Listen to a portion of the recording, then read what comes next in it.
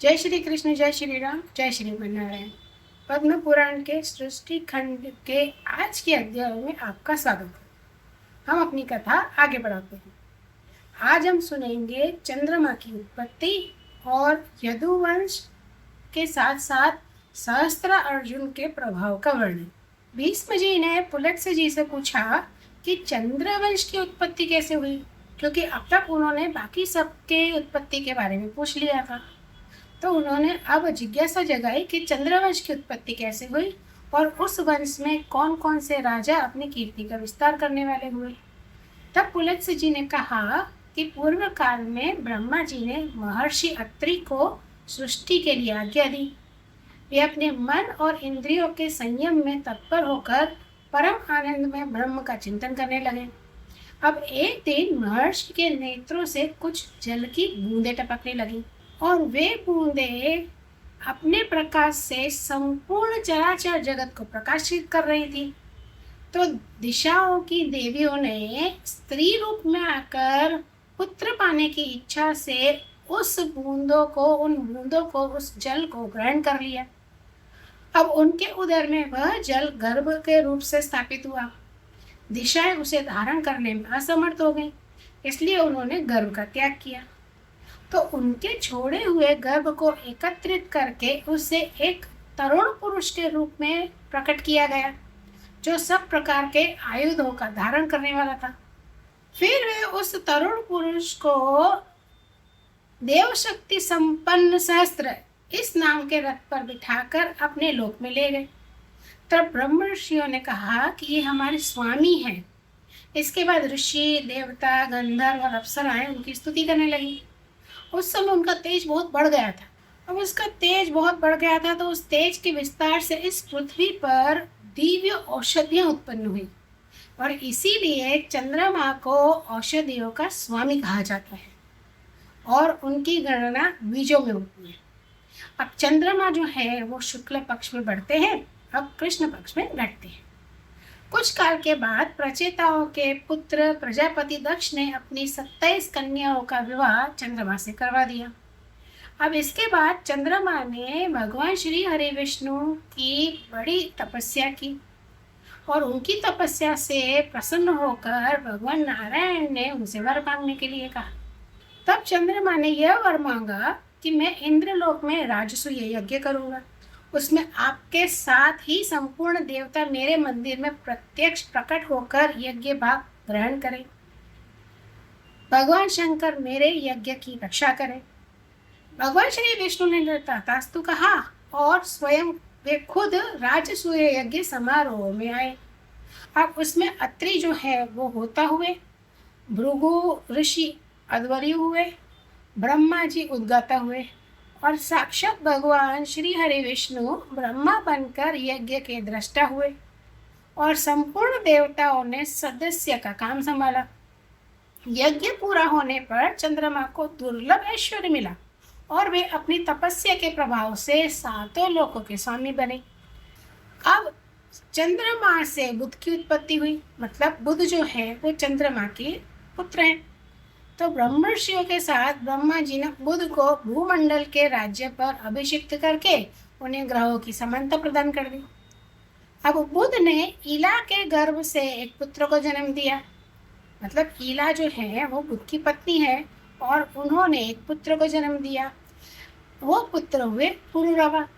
उन्होंने 100 से भी अधिक अश्वमेघ यज्ञों का अनुष्ठान किया था और संपूर्ण जगत के लोगों ने उसके सामने मस्तक भी झुकाया था।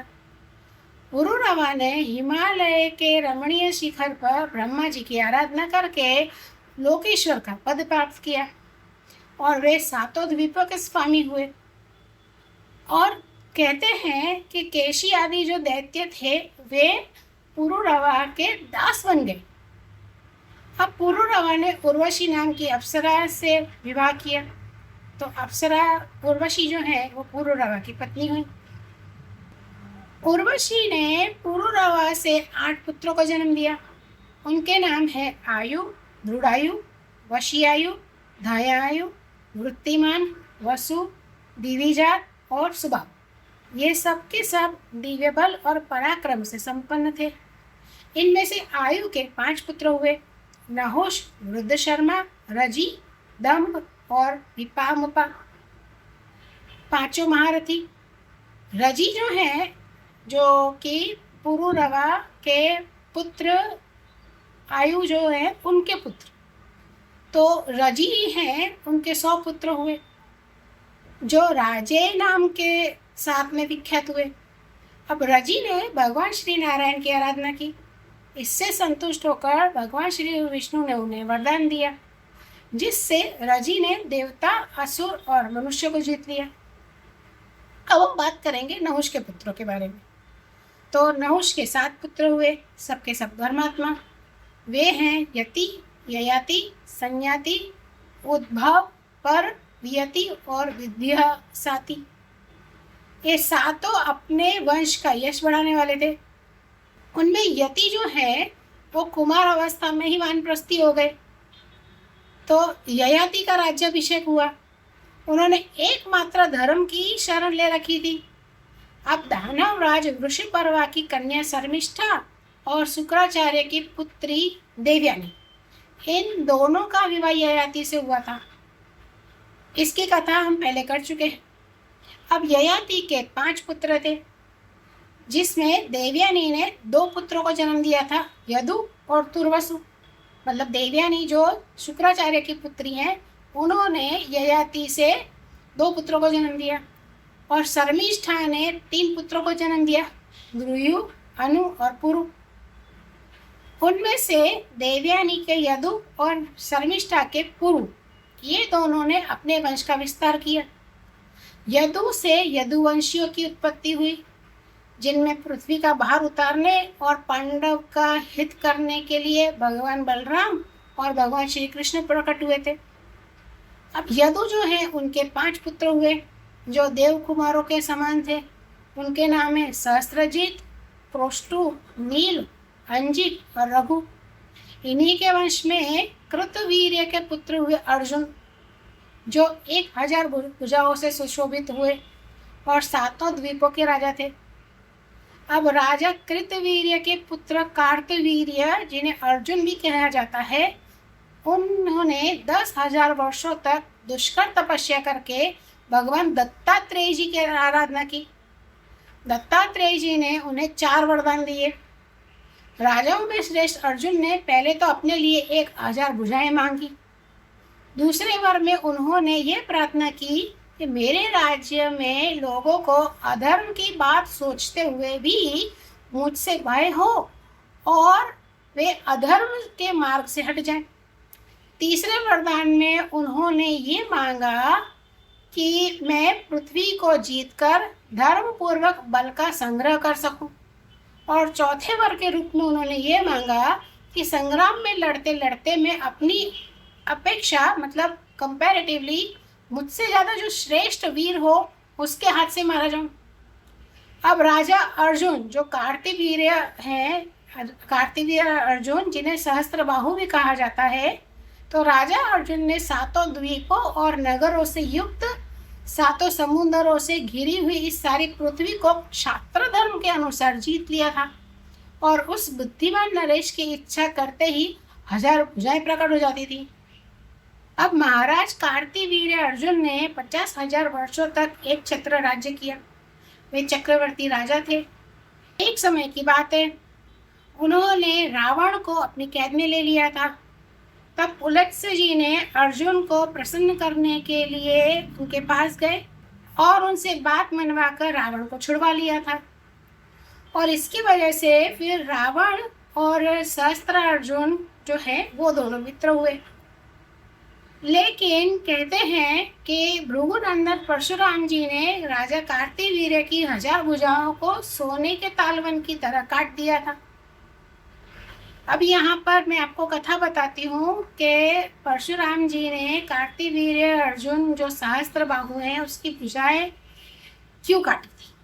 इसके पीछे ये कथा है कि कार्तवीर्य अर्जुन एक अत्यधिक शक्तिशाली और 1000 भुजाओं वाले हैहय वंश के राजा थे। एक बार वे अपनी सेना के साथ महर्षि जमदग्नि, जो परशुराम जी के पिता हैं, उनके आश्रम पहुंचे। महर्षि जमदग्नि के पास दिव्य कामधेनु गाय थी। अब जिसके प्रभाव से उन्होंने राजा और उनकी सारी सेना का भव्य आतिथ्य सत्कार किया था। अब कार्तिवीर्य अर्जुन के मन में उस दिव्य गाय को पाने का लोभ आ गया। वह जमदग्नि ऋषि की अनिच्छा से, मतलब उनकी इच्छा के बिना, बलपूर्वक उस गाय और उनके साथ में उसके बछड़े को छीनकर अपनी राजधानी महिष्मति ले आए। जब परशुराम जी आश्रम लौटे और उन्होंने देखा कि उनके पिता का अपमान हुआ है और साथ में कामधेनु गाय का उसके बछड़े के साथ में हरण हुआ है, जब उन्हें यह समाचार मिला तो वो बहुत क्रोधित हुए। कामधेनु का हरण न केवल एक ऋषि का अपमान था, लेकिन राजा द्वारा अपनी शक्ति का दुरुपयोग भी किया गया था। ये अधर्म भी था। तो परशुराम जी ने राजा के इस अन्याय का दंड देने का निश्चय किया। परशुराम जी ने महिष्मति नगरी पहुंचकर कार्तिवीर्य अर्जुन को युद्ध के लिए ललकारा। राजा ने अपनी हजारों भुजाओं में अनेक प्रकार के अस्त्र शस्त्र धारण किए और परशुराम जी पर प्रहार किया। अब परशुराम जी ने अपने दिव्य फरसे से और बाणों से कार्तिवीर्य अर्जुन की सभी भुजाओं को इस तरह काट दिया जैसे कोई विशाल वन में सोने के ताड़ के वृक्षों को काट देता है। और अंत में वे कामधेनु को वापस अपने आश्रम ले आए। कार्तिवीर्य अर्जुन के 100 पुत्र थे, लेकिन उनमें से 5 महारथी थे। उनके नाम थे सूरसेन, सूर, दृष्ट, कृष्ण और जयध्वज। अब जयध्वज का पुत्र महाबली तालजंग हुआ। तालजंग के 100 पुत्र हुए, जिनको तालजंग के नाम से ही प्रसिद्धि हुई। तो उन है वंशीय राजाओं के 5 कुल हुए: वितिहोत्र, भोज, अवंती, तुंडकेर और विक्रांत। ये सबके सब तालजंग ही कहलाए। वितिहोत्र का पुत्र अनंत हुआ, जो बड़ा पराक्रमी था, और उसके दुर्जय नाम का पुत्र हुआ, जो शत्रुओं का संहार करने वाला। इस तरह से चंद्रवंश की वृद्धि हुई।